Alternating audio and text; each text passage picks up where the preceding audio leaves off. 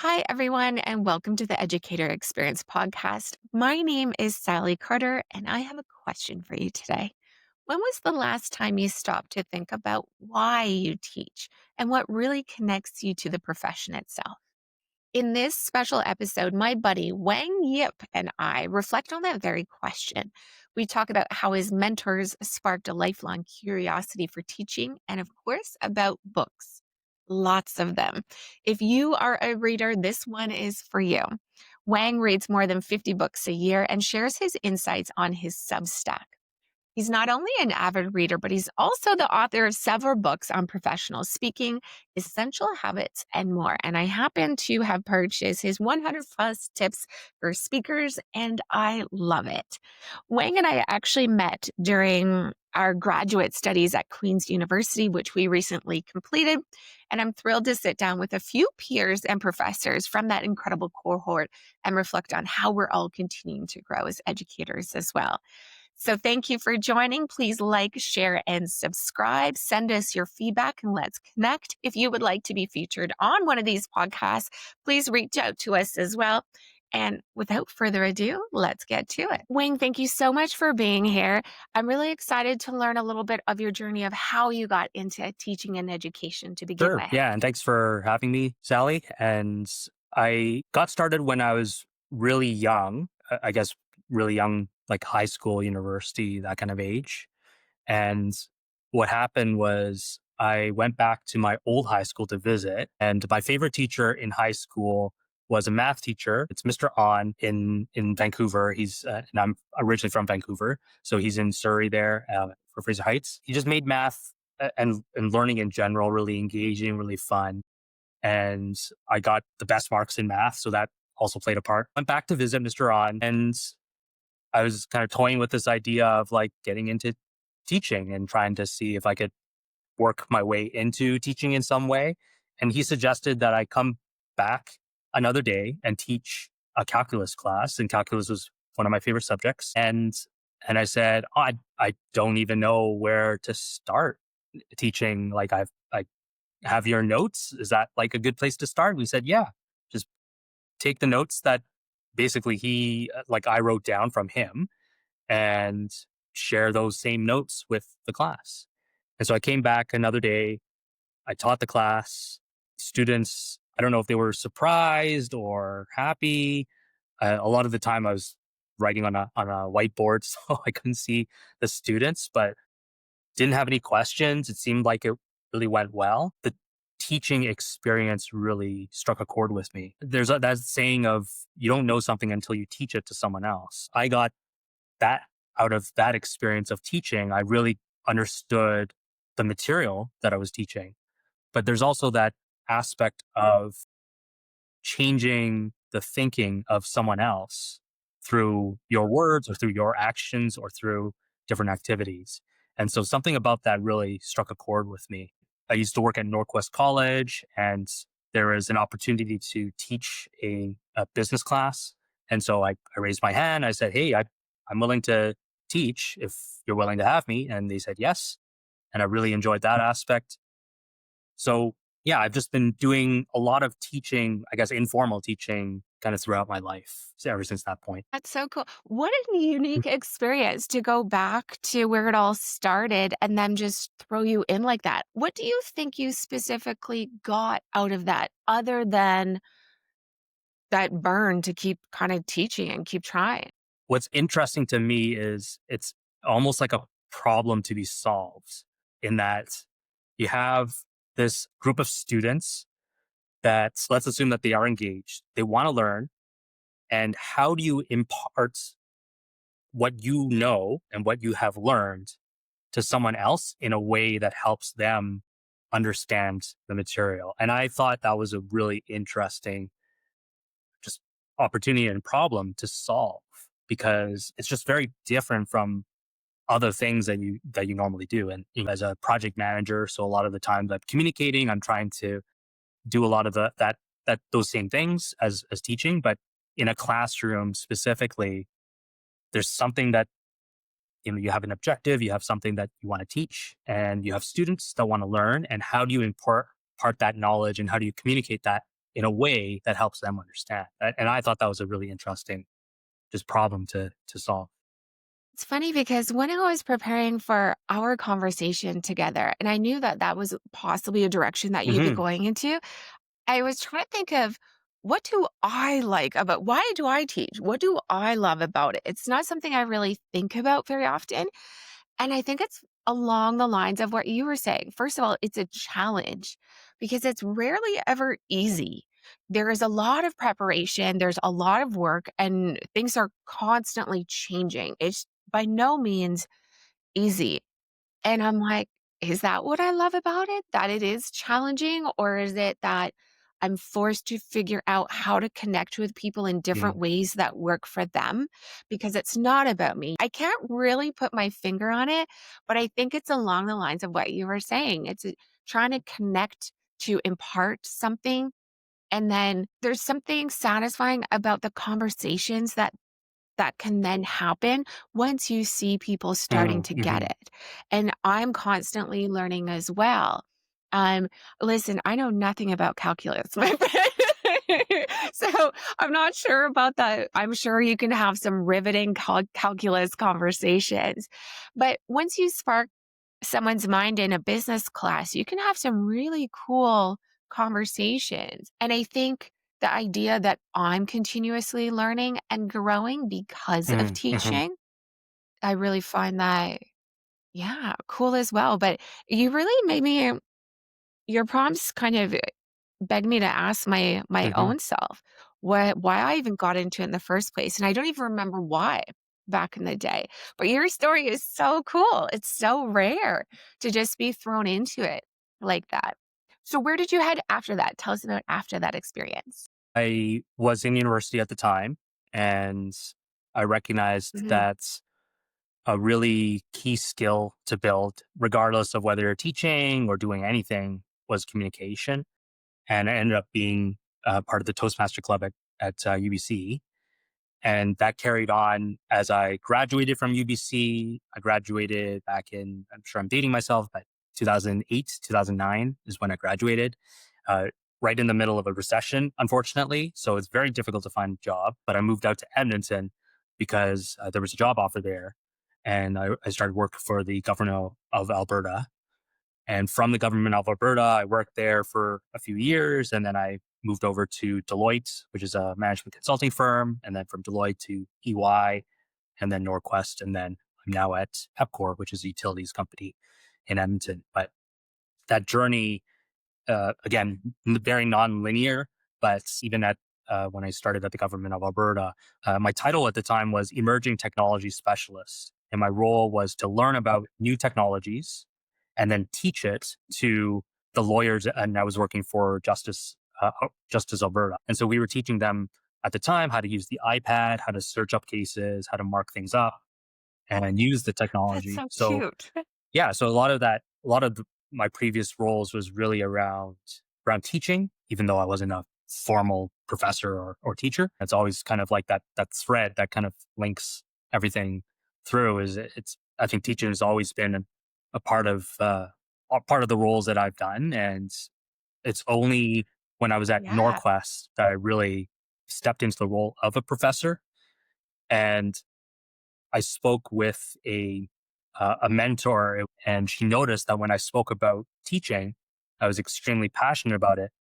Whereas if I spoke about other things, I wasn't as passionate about it. And so there was this light bulb moment for me and for her that teaching is something that maybe I should pursue more in my career. Your book that I bought, 100 plus tips for speakers, I bought at my summer place in Ontario, and I have about 50 pounds worth of books that I bought that over the summer it's being shipped out here to me because I couldn't take it all in my suitcases. But your books are practical and useful. And who doesn't want to become better at Absolutely. speaking? Super relevant for educators as well, right? Um, but I wanted to circle back because I've been thinking about, you said that your high school math teacher was one of your favorite teachers. I'm actually curious to hear more about what made them or why were they one of your favorites? What stood out? And what stood out? I think what stood out for Yeah. me, I mean, he was He's engaging. He was very personable as well. There's sometimes this aspect with professors. They have this boundary or this like glass kind of wall that it's like, oh, I'm a professor, I'm an academic, I have my PhD.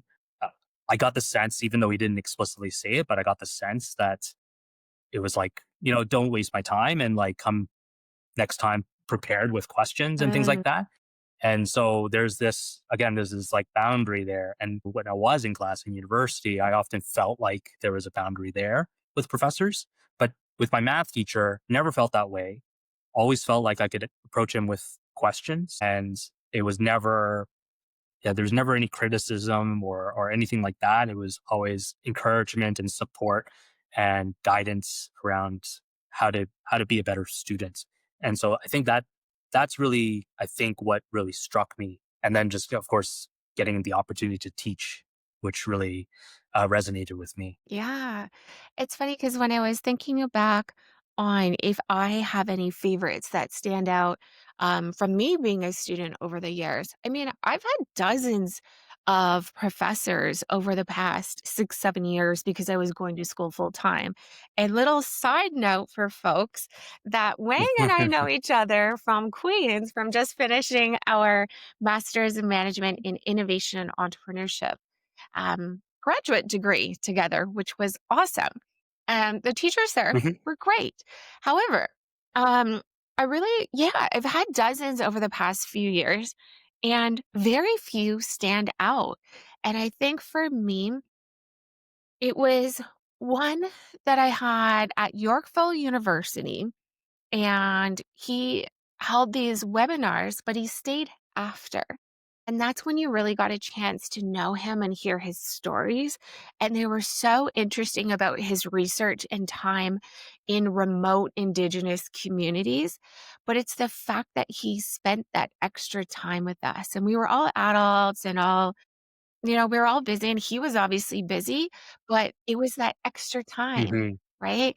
Those extra genuine conversations, um, that he, yeah, somehow stayed after with us. And then I think one other person was my first course back into school as a mature learner. Do you folks have, you might have this in Norquest too, but in BC, we have the provincial instructor diploma program, and we learn teaching Okay. skills for teachers in post secondary. And it was my first course in that. And the instructor was really Okay. interesting and engaging. And his name was Dwayne Harapnak.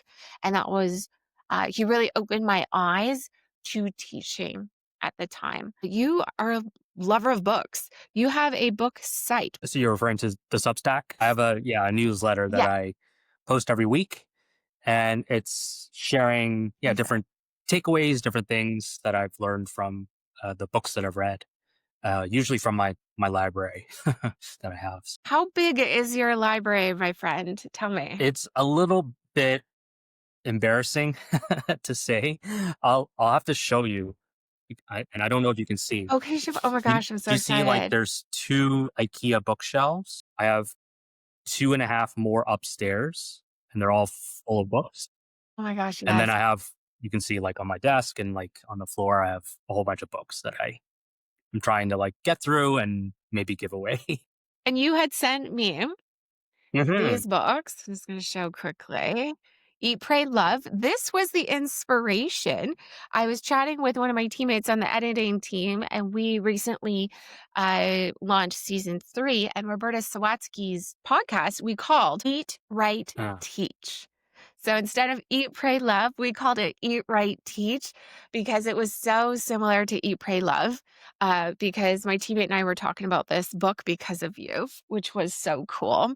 And there were a couple other ones that you gave me as well. Which would you suggest is the first one I should read out of all of them? I think The Power of Why is probably a good book. Tell me why. There is there's this shift that I had when I was working as a consultant. When I first joined as a management consultant at Deloitte, everybody around me when I got onto projects and started meeting with clients, I thought the power in the consultant was to have all the answers. But as I kind of moved up the chain, not all the consultants had all the answers all the time, but the best consultants knew what questions to ask.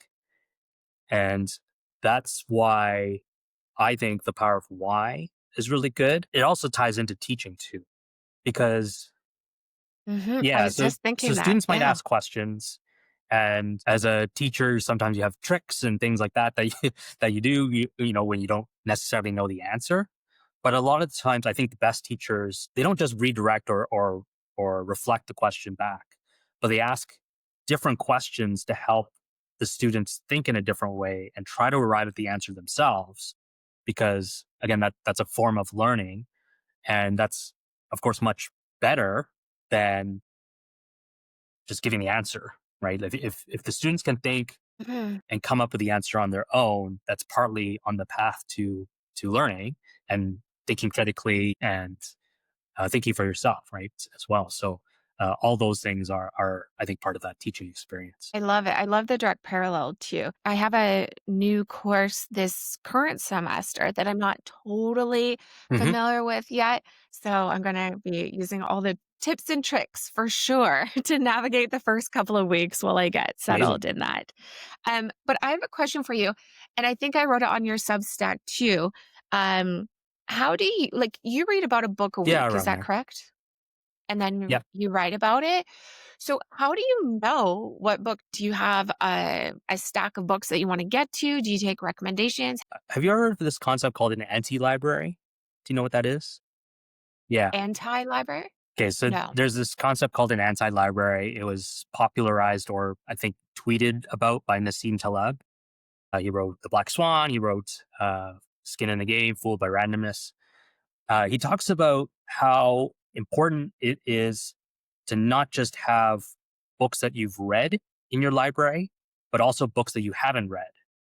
And the reason that you would have books that I mean, everybody has books that they haven't read, I'm sure, but the books that you haven't read represent how far you have to go, like what knowledge you still need to kind of work on or learn, and what gaps you have in your mental models, mind, whatever you're learning. And what I do is, I mean, this is I've never actually shared this before, but every at the end of every newsletter, I take a look at my library that I have, all the books that I have, and I think about the things that are happening in my life, and I try to think what book would help serve me the best right now based on what's happening in my life. And so sometimes I'm thinking far ahead in the future and I'm thinking about, I have like parenting books and I have books about relationships. So sometimes I'll, you know, be thinking about those things and thinking about how do I be a better dad for my son and my daughter, or how do I be a better husband for my wife, right? And so I'll pick up books that are related to the things that I want to learn about or that I have things that I want to work on in my life right now. Yeah. So that's kind of what I do is I look at all the books that I have and I kind of go, okay, well, which ones haven't I read? Or sometimes I've read them before, but are there things that I really want to learn right now? And so that's how I choose the book. Yeah, every week. Love it. We're getting inside your brain, all your secrets. So do you reread books you were saying as well? Just depending on what Absolutely, yeah. serves you, I right? do reread books, and Okay. I do enjoy the experience. It kind of feels like cheating, I guess, a little bit and rereading, but you get a lot more out of rereading the best books in your life versus just trying to read like 100 books. Like if you just reread 10 of the best books that you've ever read over and over and over again and just getting like the most, how like you're squeezing a lemon, you're trying to get all the juice out of it. You reread a book and you're just squeezing more of that juice out of that lemon, right? You're just getting more out of it. And you always or I at least when I reread, I always seem to pick up new things, even if I've read the book hundreds of times. I just seem to pick up new things every time. And it's not that the book has changed, but obviously you have changed in some way, uh, and your Yeah. lens has changed, your perspective has changed, maybe what you know has changed, and so you just pick up different things. This is amazing. So Approximately how many books would you say that you have read Like in total? in gen Uh, Yeah. yeah, I don't know. Do you keep track of them? I I now do, but not since I've like started reading, I guess. Because I started reading Okay.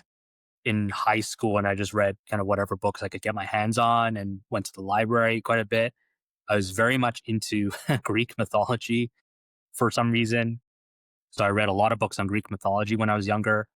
And then that sort of stopped in university because of just reading textbooks and just trying to get through university life. But after university, I had a very healthy relationship with the library. So I would borrow books all the time, try to read as much as I could. And yeah, and I think I've been averaging about a book a week for maybe 4 or 5 years now. So, and then plus kind of all the other Wow. books that I've read. But I think, I think that, I mean, it's like nice to like read a lot of books, but it's even better to actually do something with that knowledge, right? Like, I mean, I could say I've read a million books, but if all I got out of it was, oh yeah, I've read a million books and I really didn't do anything with it, there's really no value in reading. You got to read to take action. Hmm. So I know in our personal conversations Mhm. when we were at school, I asked you if you had a favorite, and you said that was too difficult for you to pick a favorite. So I'm going to Okay. rephrase it a little bit. Is there a book that you have read the most, the most like the most times you've gone back to? How about that Yeah, question? it's interesting. I do have the book. So maybe I just Yes. Oh, I get an answer. I'm excited. I was like, how could I rephrase there's a this? book that I have read and reread, and it's not a nonfiction book. It's a fiction book, and it's by Ken Greenwood, and it's called And Grimwood. Replay. And this book I have read, I don't know how many times, but probably dozens of times in like the actual physical book, and then also on my Kindle, and I've reread it many, many times there. And I would say, yeah, I don't know why I keep rereading this book. It's just really interesting, really fascinating. I don't want to spoil it, but essentially, um, there's a man in your protagonist, and I guess I'll have to like kind of spoil it. But he replay means he relives his same life over and over again, and so he's able to make different choices based on that. And and there's something about the story, how everything kind of comes together. If you were in that same position, this is exactly what you would probably do as well. And so something about the book has just made me really like it. And every time I read it, I get into flow, which is another reason why I just really enjoy reading it all the time. And again, just like I said, every time I reread it, there's just new things that I pick up from the book that I really like. And I think the author's really great. And fortunately, he passed away when he was young and couldn't write more books. But this book in particular just resonates with me about having different choices, reliving life, and like who doesn't want to go back and change a decision that they've made uh, in the past, right? And so, yeah, Oh, Wang. yes, Perfect lives. yes, Perfect yes. lives we've So, lived. And you are bringing me out of my business only book mhm, realm or world that I've been living in. I have multiple bookcases like yours. yeah, They're the IQ ones, except they're white, but they're all business. And yeah, I've been challenging myself to just find or try and step outside of that realm a little bit. So you've sent me some great suggestions. Thank you. And may I offer you absolutely, some yeah. recommendations? Okay. Well, first of all, I won this one at at one of our Queen's classes. I do love a good competition, and this is probably one of my favorite books that I've read recently. It's called Startup Different, and it's actually by some former Queen's grads on their journey. They're starting up their app company. It's just really well written. It's funny. It's quirky. It's real advice, and they Mm, don't beat around the bush, and great, it's cool. yeah. I love it. It's totally up my alley. And then I've got 2 books from folks who we have been Okay. on the podcast, which are awesome. So this is Dixie, Sexy, Sad, and this is by Dr. Trina Orchard, and she's a professor at University of Western in Ontario, with health sciences, and she's a big women's studies, feminist, very creative author, and this is her kind of autobiography of her going through online dating and the Oh, stories okay. that she's Interesting. encountered. And so it was so interesting to read this and then have known all these personal things about her and then sit down and have a conversation on a podcast. I'm like, I want to know more. I need to know more about your love life. Tell me. Um, so that was really it was really cool. It was so different than what I normally read. And this is an absolutely beautiful book. It's called What If? And let me read the rest. What If? Finding New Adventures Through Life's Obstacles. And it's by Roberta Sawatsky. And she actually just, as I said, launched our season 3 podcast. And she is a passionate lover of traveling. And it's about um, health obstacles and not stopping your love of things in spite of life circumstances. And what if you followed your dreams and seized life Cool. and stuff. And it's really beautiful and powerful. So some great Great. recommendations Thank for you. you, my friend. Yeah, I'm excited. So Wayne, as we start to wind down the conversation, I've got one last Sure. question for you. I feel like I'm No, no, bombarding that's you okay. today, but um what is one piece of advice that you have for new educators coming into the field in post-secondary world? Yeah. What's interesting to me is there's all of these things that are changing and impacting education, and AI is kind of the one thing recently that's been Yeah. really. And I remember at Norquest when an AI came out then, and it was funny because everybody was worried that students would start cheating, uh, submitting essays that's all generated by AI and things like that. And at the same time, the professors were using AI to adjust their curriculum, change up the material that they had, change up, if they had like an assignment or an exam questions, they would use the AI to change up the questions. And I thought that was a really interesting, you know, contrast where, like, why can professors use AI but not students? So it got me thinking about all of these things that are changing. And then I started thinking about as well, there's a quote by Jeff Bezos, and I think it was like a reporter or someone was asking him, "Hey, like, what do you think is gonna, what do you think is gonna happen in 10 years, 5 to 10 years? Like, what do you think is gonna change?" And Jeff, he said, and again, it's not in these exact words, but he said, "Yeah, it's cool to talk about things that are changing and trying to predict the future, but let's talk about what's not going to change." And he's talking about this in the context of Amazon. What's not going to change for Amazon is customer service. It'll always be number one. People always want fast delivery of whatever they're ordering. They want easy payments. If we just focus on the things that are not changing and be better at those, like, I think we'll be in a good spot. And so you can see Amazon is obviously in a really good spot. They've focused on those things. Yeah. Excellent customer service, fast shipping, right? If it's 2 days or 2 days or less or whatever, and easy payments, right? And making sure that you have access to everything, right? And so those are the things that people will always want. Doesn't matter what happens in the background, what happens with AI, whatever. And so just bringing that back to the context of teaching, what isn't going to change, what isn't going to change. Sure, technology is going to change, but we as in teachers in general have been through some of that before, right? When calculators came out or when graphing calculators came out, people thought math was dead. Well, math isn't dead. But it changed how teachers approached how they would teach students math and the assignments and all the quizzes and the curriculum and things like that.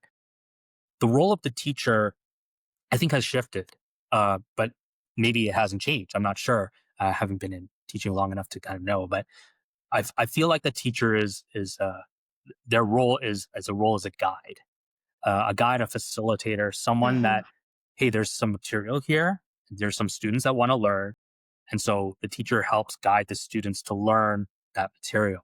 They aren't there to, or I don't think at least, to force the students to memorize things for exams and Mm, questions that they'll never use in the real life. So the role of a teacher, I don't think has changed, or maybe it's shifted with some of this AI stuff. I think the other aspect that hasn't really changed is critical thinking. When you're going into the course, yes, like you want to kind of go through and I'll just take math as an example because that's kind of near and dear to my heart.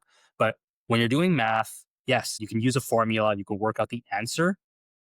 But more importantly, I think it's better to understand why the formula works, why you would use that formula in the context of that problem.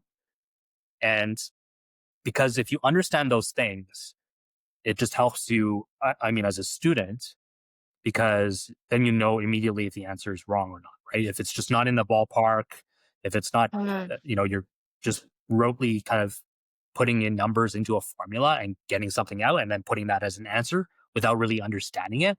I don't think you've really learned anything at that point. So you really have to use your critical thinking. And so that's especially important with AI, where AI is just going to, it's not just going to give you the answer, but it'll force you to think whether the answer that AI has given you is actually right or appropriate, or is there something missing, right? And yes, you could argue that you could, work with the prompts and you could kind of work with AI to develop a better prompt, but I think that still requires critical thinking from students. So mhm.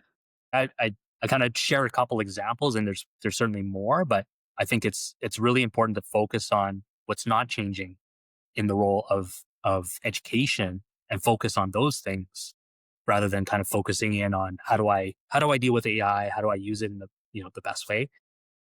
Focus on the things that aren't changing, and and I think you'll be in a pretty good spot. And the critical thinking. Yeah. Wang, thank you so much. I'm so excited. I'm going to get cracking on all these new books that you Mhm. sent me. Oh, Thank you. And thank you for taking the time. I yeah, thank you really for having me. appreciate it. And I look forward to the next newsletter that you're going to send out. What is the next book that you're currently reading? I actually don't remember because Oh, you let readers know what you're reading next week?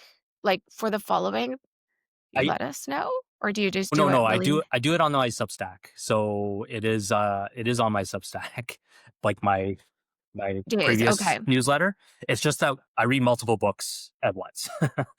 So in addition to the book Okay, that got I'm it. reading for the newsletter, I'm also reading other books at the same time, usually in piecemeal.